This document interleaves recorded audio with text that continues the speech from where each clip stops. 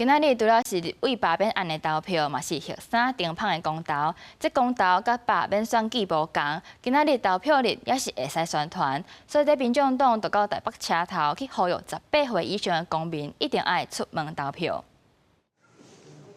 总统赖清德透早就伫个台南安平国中的投票所，面啊笑笑，表情轻松。投完票是向镜头一手，暗过并无接受访问。行政院长杜英泰是较慢伫台北市三民国中投新城的一票。伊嘛讲，伊家己有投票权以来，大概拢有出来投票。无论是从里长到总统，或者是选举、罢免、公投各式投票，我没有一次缺席过。 这应该也是我们整守民主时代每一个国人应该有的权利，大家尽量珍惜。新接任的民进党秘书长齐国勇嘛投了新城的一票，对于公投，跟他表示相信国民党拢会尊重结果。今天结果出来以后，也表达了民众他们的整个的想法。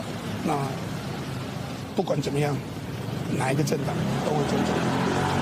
一直杀核三电开公投的民众党再去举办一系列宣传活动。公投甲选举罢免无共，伫投票日也是会使宣传。民众党主席黄国昌来台北车站所摆设的活动场头前，甲民众做伙翕相，也呼吁满18岁公民一定爱出门投票。下午4点以前，不管你用什么方式，下午4点以前，请抵达投票所，记得出门投票。谢谢，谢谢哦，谢谢，谢谢。 另外一个对于核三电开公投也真侪改表态的候选党首长董祖贤是表示尊重公民的决定。你看那个阳光这么好哈，我的心情跟阳光一样，风光明媚。